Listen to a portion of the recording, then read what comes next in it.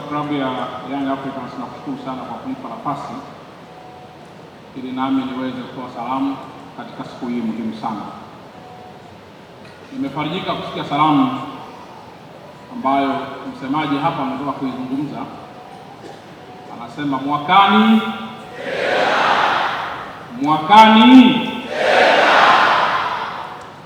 mimi sijasema tena nini, lakini nyie ndio mmesema kama mwakani tena. Mheshimiwa Waziri wetu, nikushukuru sana pia kwa kupatia heshima hii kubwa kuhudhuria. Nafahamu umehudhuria kama mjumbe wa baraza la wadhamini, lakini pia kwa nafasi yako tumefarijika sana kuwa nawe kwa siku ya leo. Ningeliomba wajumbe pia tumpigie makofi mengi Mheshimiwa Mavunde kwa nawe. Aidha, nitumie nafasi hii pia kushukuru sana mzee wangu Mkuchika.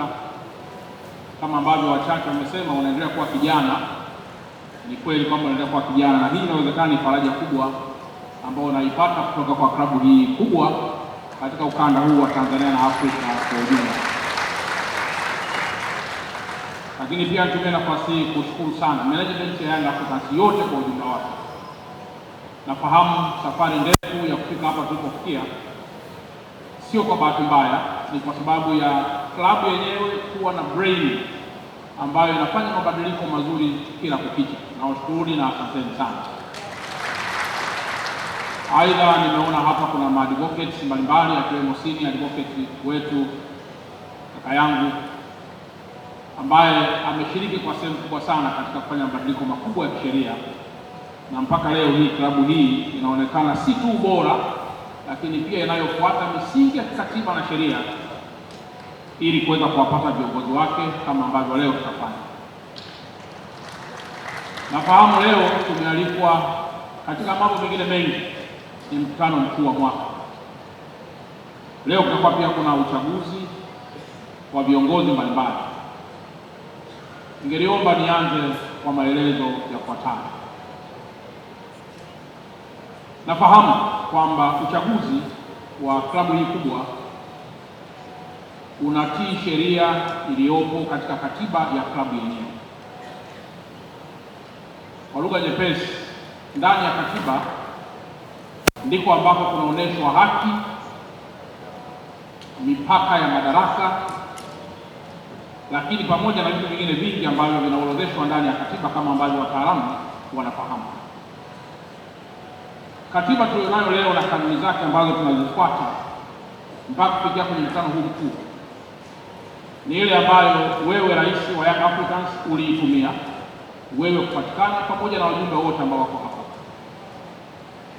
Tunaamini kwamba katiba hiyo kwa uzuri au hata kama ina kasoro za aina yoyote, manake ndio katiba ambayo imekupa wewe ridhaa ya kuwa rais wa klabu hii, lakini pia imewapa ridhaa wengine wote ambao ni viongozi ndani ya klabu hii, lakini ndio ambayo leo tena itatoa ridhaa katika mkutano huu mkuu kuweza pia kupatikana viongozi wengine ambao wameomba ridhaa. Kwa hiyo tumia nafasi hii kwanza kwa matakwa yenu makubwa ya kuweza kuheshimu katiba na kuweza kuifuata pasipo malalamiko ya aina yote. Na katika hili naombeni tujipigie makofi tena mengi sana. Lakini jambo la pili, nafahamu kwamba Tanzania tuna clubs nyingi, lakini moja klabu nilishawahi kuzungumza kwamba ndani ya mkoa wetu wa Dar es Salaam klabu zote zikishinda huwa napata furaha, lakini Young Africans zikishinda napata furaha zaidi. Kwa lugha nyepesi ni kwamba nakuwa happy kwa klabu zote zikishinda, lakini wanapenda kufuatilia jamaa moja kwenye mitandao anasema I am extremely happy ninapotokea Young Africans zikishinda. Sasa in connection na haya, naomba mpokee salamu nyingi kutoka kwa Mheshimiwa Rais wa Jamhuri ya Muungano wa Tanzania Daktari Samia Suluhu Hassan. Na katika hili, katika kupokeeni salamu zake, naomba nieleze machache kama ifuatavyo. Jambo la kwanza, mwaka huu 2026 kuelekea 2027, taifa letu pamoja na mataifa matatu ya Afrika Mashariki au mawili ya Afrika Mashariki tumepata heshima kubwa sana ya kuweza kuwa wenyeji wa mashindano ya Afrika. Katika miaka yote ambayo ilishawahi kuwepo katika ukanda wetu wa nchi hii, mwaka huu na hata mwakani, Mheshimiwa Rais wa Jamhuri ya Muungano wa Tanzania amewekeza fedha nyingi sana katika kujenga facilities za michezo hapa kwetu Tanzania, kwa maana Tanzania bara na visiwani. Hivi ninavyoongea, uwanja wa Taifa umekarabatiwa kwa pesa nyingi, lakini kule Zanzibar pia ujenzi unaendelea. Viwanja vidogo vidogo vya michezo hapa kwetu Dar es Salaam vipo na ambavyo vimekwisha kamilika na vingine vinaendelea kukamilika. Zaidi ya bilioni 300 zinawekezwa katika kujenga viwanja hapa tu pamoja na mabarabara. Lakini Arusha pia kuna uwanja mkubwa ambao unajengwa pamoja pia na viwanja vidogo vidogo vya michezo, the same Zanzibar.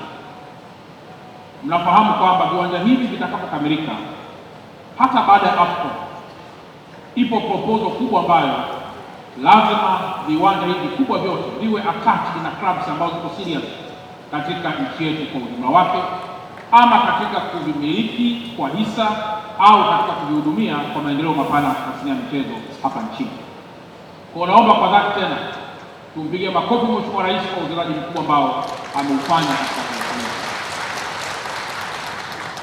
Sambamba na uwekezaji huo mkubwa ambao umefanyika, tunaamini kwamba wadau wakubwa ni Young Africans pamoja na clubs zingine, lakini specifically leo kwa Young Africans ambayo mmenipa heshima kubwa kwa mgeni rasmi leo. Moja ya proposal ambayo tunaiwaza kuipropose kwa viongozi wetu wakuu, akiwemo pia waziri wa michezo pamoja na Mheshimiwa Rais, ni kwamba kwa kuwa viwanja hivi ni gharama kubwa sana kuvihudumia, na hasa baada ya AFCON, kuna baadhi ya nchi walishawahi kuandaa mashindano kama haya ya AFCON, lakini mara baada ya mashindano haya kuisha, viwanja vyao vingi vimebadilika kuwa magofu na vimeota nyasi kwa sababu ya gharama kubwa sana namna kuvihudumia.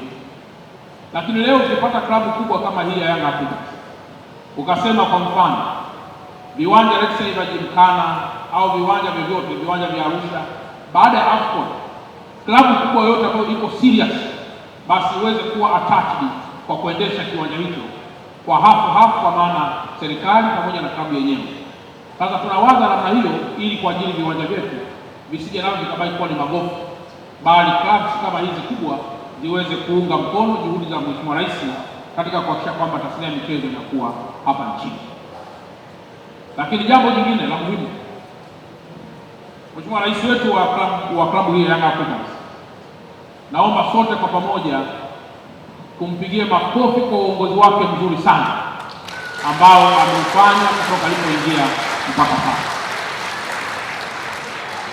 Kama kuna viongozi 5 au 3 ambao wameweza kuendesha clubs hizi kwa taaluma pana sana, basi ndugu yangu Engineer Hersi nadhani anashika namba 1 kwa kuwa na weledi mkubwa kuongoza klabu ya Yanga. Naomba niwaeleze ndugu zangu, uongozi ni kazi sana. Leo nilikuwa nasoma klipu moja kwenye simu, inasema moja ya mikoa ambayo wananchi wake huwa wanalalamika sana, mara hamna biashara, mara uchumi mbovu, ni Dar es Salaam.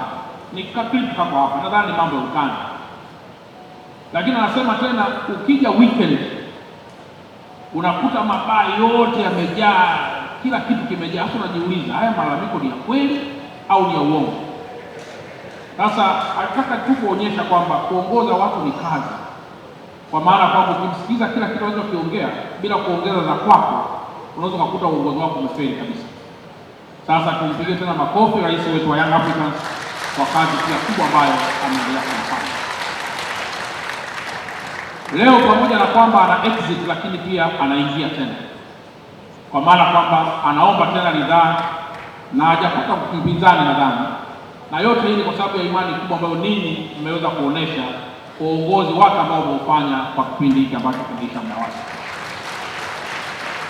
Lakini pamoja na kumpongeza yeye, nipongeze pia viongozi wote wasaidizi ambao wanamsaidia. Nadhani kwamba mojawapo angelikuwa na legalega, bado klabu hii ingelikuwa nzuri. Maeneo mengine wanasikia watu wanapigana vijembe, wanasikia watu wanaambiwa ondoka, muda wako umeisha, lakini jambo hilo sijalisikia kwenye klabu hii kubwa ya Yanga. Labda niwarudishe katika historia kidogo. Zamani mikutano kama hii ilikuwa inafanyikia pale Police Mess. Nadhani nakumbuka vizuri. Na ilikuwa hakuna mtu kuondoka, hakuna mtu kufanya jambo lolote. Ilikuwa yani chini ya ulinzi, uchaguzi unafanyika chini ya ulinzi. Lakini leo kuna mabadiliko makubwa sana yamepigwa. Young Africans uchaguzi wako unakuja kufanyikia Superdome. Kwa Dar es Salaam huu ndio ukumbi namba 1 mkubwa na mzuri.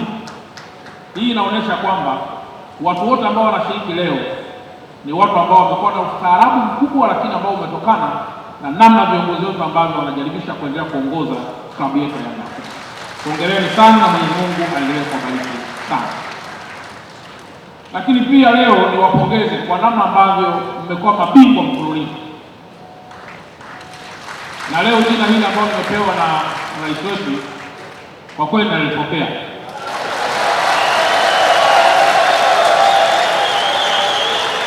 Na labda rais wetu labda kitu kuelewa ni kwamba nimeona hapa hayati Lukuvi alikuwa na kadi ya wanachama, na mimi ndio nilikuwa pale kwenye msiba wake, na atashangaa sana kule mbinguni kama mimi ambaye nilikuwa kwenye msiba wake sina kadi ya wanachama.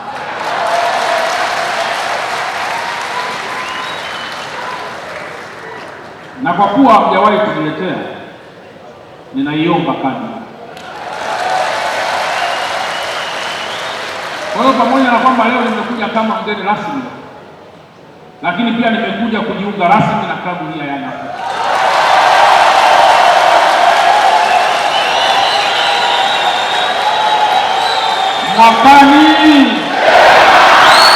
Mwakani nilikuwa navizia siku kama hii niweze kujiunga kwa sababu ya uzito wake, ili nijiunge kwa madaha kidogo.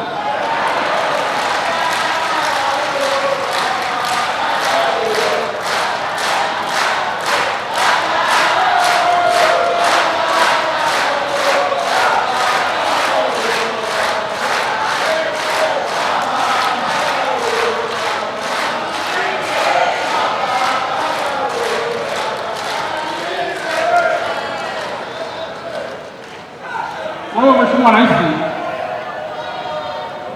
sikutaka kujiunga haraka kwa sababu nilikuwa sijakuamini sana kwenye uongozi wako.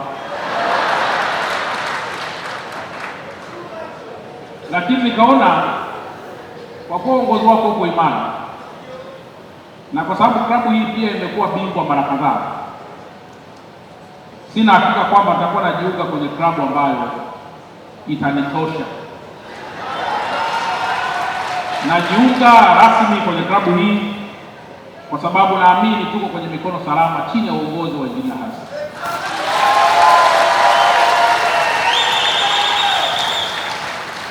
Lakini kama mzee Mkuchika ni mmoja wa wadhamini, wajumbe wa wadhamini, na mzee Mkuchika ni very senior kwenye serikali, kwenye chama, na hata juzi kwenye ubunge aliamua tu yeye mwenyewe kusema sasa inatosha. Sasa kwa nini leo mimi kama mkuu wa mkoa basi nisiwe hata mzee Mkuchika sio hata role model tu basi kwenye hilo? Sasa hawezi kuwa role model kwenye uongozi wa serikali bila mambo mengine yanayohusu Yanga Afrika.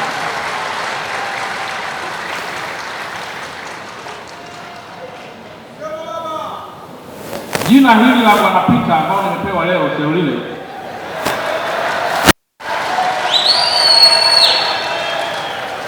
nalo limeongeza kasi ya mimi kujiunga na Yanga Afrika.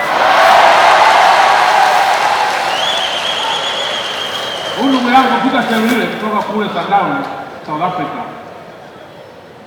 nafahamu anahitajika na watu wengi sana mpaka Middle East. Lakini leo safari yake anakuja kutua kwenye viwanja vya Tanzania, Dar es Salaam, na atapokelewa pale Jangwani kwa Young Africa kwenye klabu yetu. Sasa hiyo kwanza ni heshima kubwa sana kwa taifa la Tanzania. Lakini aliyesababisha heshima hiyo sio tu Mheshimiwa Rais peke yake, ni pamoja pia sio tu Mheshimiwa Dr. Samia peke yake kuongoza taifa, ni pamoja pia na Rais wa Young Africans ambaye ameona ni muhimu kuleta chuma ili kiweze kuunga jitihada katika ukanda wetu huu wa Tanzania. Jambo la mwisho, ndugu zangu wana Yanga kubwa, wakati Mheshimiwa Rais anaendelea kuongoza taifa letu, niendelee kuwaomba sana kuendelea kuwa wadau wakubwa wa amani hapa nchini. Taifa letu litakapo